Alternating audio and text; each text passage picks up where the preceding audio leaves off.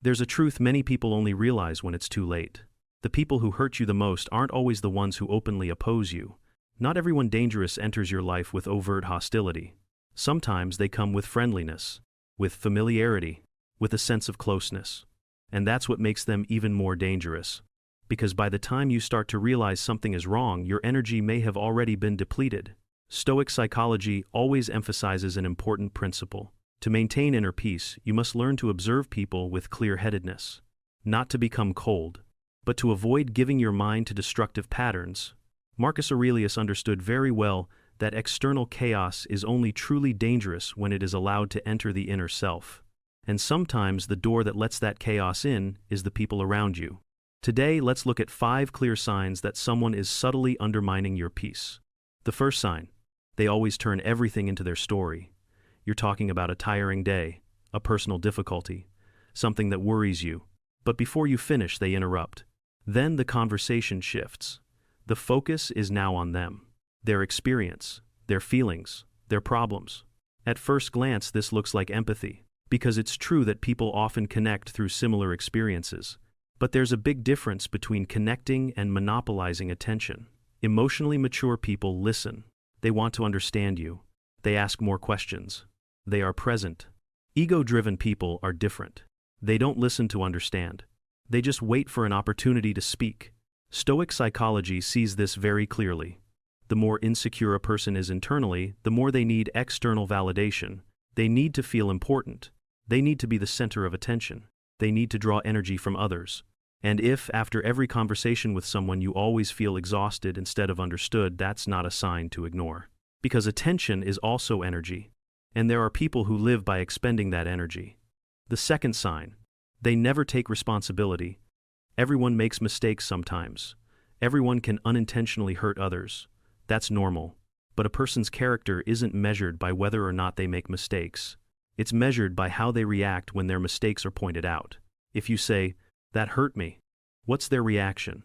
Do they apologize? Or immediately become defensive? "You're too sensitive. I was just joking." You've done that before. This is the kind of behavior that makes you gradually doubt your own feelings. Because every honest conversation eventually turns into self-defense. Epictetus once taught that strength begins with responsibility.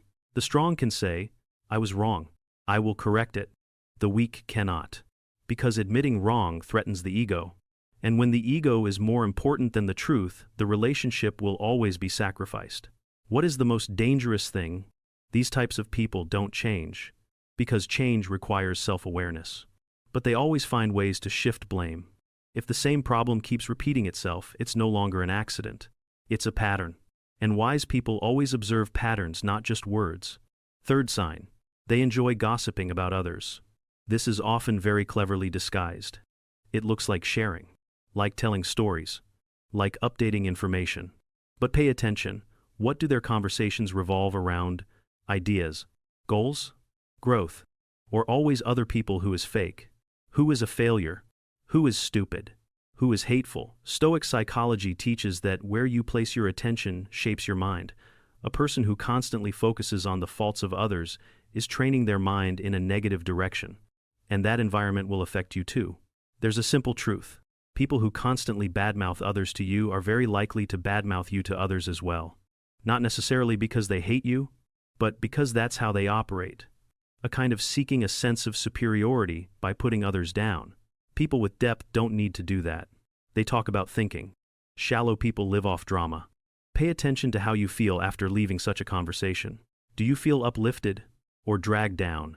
That's the clear answer. If you find these perspectives helpful in understanding people better, sign up for Stoic Psychology. We create content for people who want to cultivate calmness, emotional intelligence, and inner strength in this chaotic world. Fourth sign: they are always the victim. Initially, this type of person often evokes sympathy.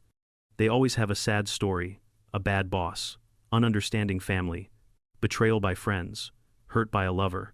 Everyone treats them unfairly. And because you are a compassionate person, you want to help. That's perfectly normal. But kindness cannot replace the ability to see the pattern. Pay attention. Each story may have different characters, different settings, but the same script. They are always the victim, always the good person misunderstood, always the victim of circumstances. At some point, you have to ask yourself, is this really bad luck, or is it a refusal to look inward? Stoic doesn't teach self-blame. Stoic teaches responsibility. These two things are completely different. The person who takes responsibility maintains control of their life. The person who always plays the victim relinquishes that control to the world, and then expects others to save them. This is what exhausts relationships. Because you can't fix a problem that the other person doesn't really want to face. And remember this. One day, if you fail to meet their emotional expectations, you will become the next villain. Not because you're bad, but because their story always needs someone to blame. Kindness without boundaries often ends in hurt. The fifth sign. They constantly test your limits. This might be the most important sign, and also the most subtle, because it doesn't start with something big, but with very small things. A broken promise, a joke that's a little too much, an unreasonable request, a slight disrespect, an act that annoys you but isn't big enough to trigger an immediate reaction. You think, it probably wasn't intentional. Oh well, let it go. But that very moment is when the pattern begins to form. People learn how to treat you from what you accept. If disrespect is met with silence, it will grow.